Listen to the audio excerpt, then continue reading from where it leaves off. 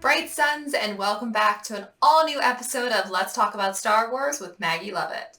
Today's episode is going to be yet again a nice, short, sweet, and to-the-point episode.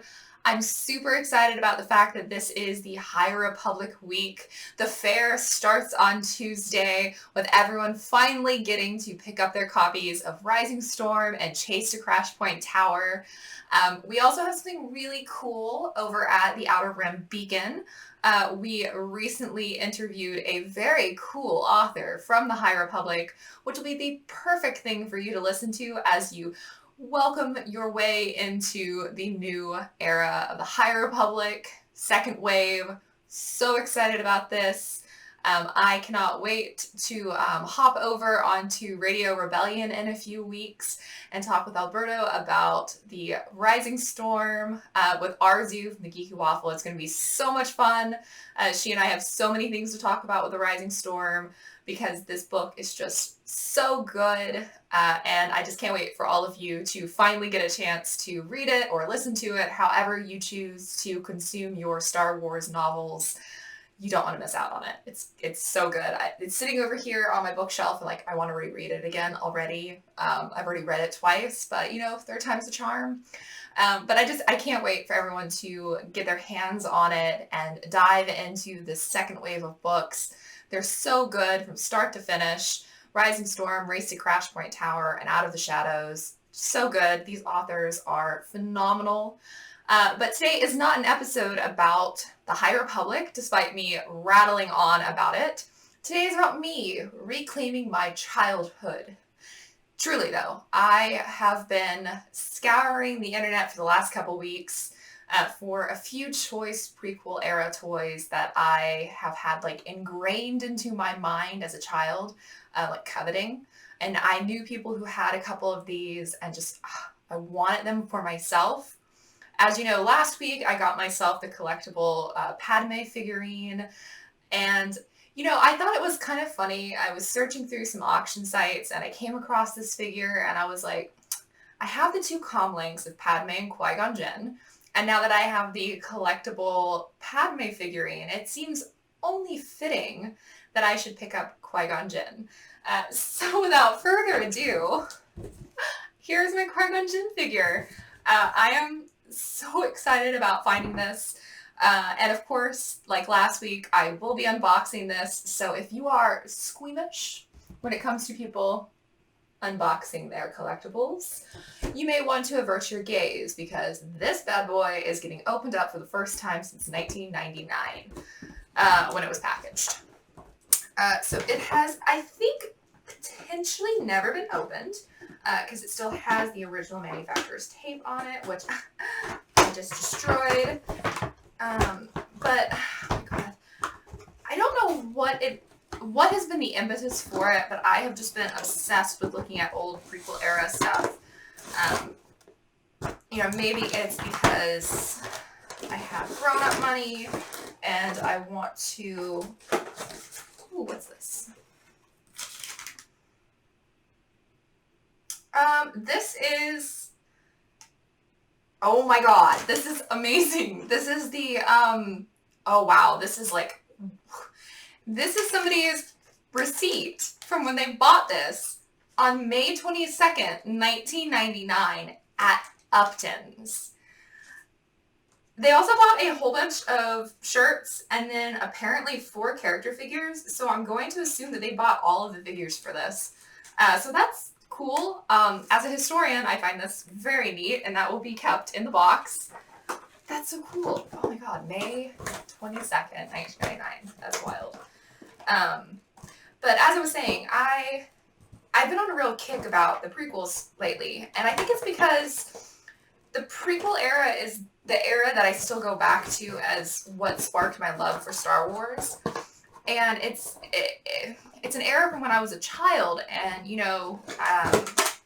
there were a lot of toys that I wanted as a kid and I didn't get because I was into Lord of the Rings, and that's why I have a huge Lord of the Rings collection. That doesn't mean that I don't still want these things. Oh god. So I actually just purchased another prequel era toy last night. that I am very excited about. It is another Padme figure. One that I have coveted for a very long time, and I've seen in collectible shops and in antique stores, and I always wanted it. But it was always like super overpriced in terms of, I think what it goes for often, like sometimes I'll see this toy for $80, $90 in a collectible shop. I'll see it online for like $45 to $50. I got it for significantly less, and I'm very excited about it. It should hopefully be here in a week or two, but I have a couple other things up my sleeve to be showing off in the next couple of episodes of Let's Talk About Star Wars. Okay, let's see. How do I get this in? Oh, God. I don't want to break it. Okay. This is his little lightsaber.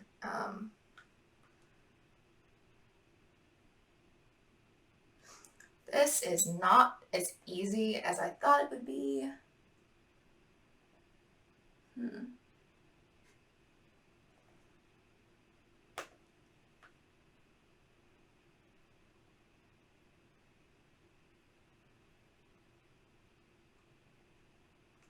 There it is. Okay, needs a little bit more pressure. And there it is. Okay, so here he is, Qui-Gon Jinn, seconds before disaster. It really does look like Liam Neeson. Like, these figures are better than some Black Series figures in modern day. But it looks so great. I am obsessed. He's going to go up on my shelf right next to Padme, right next to my other two figures from the Comlinks collection. Oh, God, that just makes me so happy. I love Qui-Gon Jinn. His death traumatized me as a child, so it's kind of hilarious that I am picking up toys of his because I guess re-traumatizing myself is a thing. But he's so perfect. And, you know, again, I'll say I believe toys deserve to be played with, or at least put on shelves and not kept inside of boxes. Though I am glad that somebody kept this inside of a box until I became the owner of it, because everything stayed intact and he is in perfect condition. But it is now going to go on my shelf where it belongs, and I am so excited to just continue to increase my collection of Star Wars memorabilia, much to my mother's disappointment, I'm sure. Love you, Mom. But I have a couple other lots that I have recently procured that should be here hopefully this week or next week, so you can guarantee that you'll be seeing an episode very soon unboxing my next auction win. But as always, you know, this week is going to be so much fun for Star Wars fans. Do not spoil Rising Storm and Race to Crashpoint Tower on the first, second, or third day. Everybody reads at their own rate. Everybody listens to audiobooks at their own rate. Do not spoil things, because there are a few huge things that happen in particularly the Rising Storm. Please don't spoil it. Don't be that person. Please. I don't plan to spoil anything. As you know, my reviews that I wrote last month were spoiler-free because I didn't want to ruin anything. Don't be that person. Wait like a week or 2 weeks, or preserve your needs to discuss it to a YouTube channel or to a podcast or to a blog post with copious amounts of spoiler warnings so that people know what they're getting into. Because honestly, there are some twists and turns and surprises in these books that will be very disappointing if they're spoiled on Twitter. So be a good person. Don't spoil things. Go enjoy the Republic Fair this week. And as always, may the Force be with you. The Nile are right. Until next week, bye.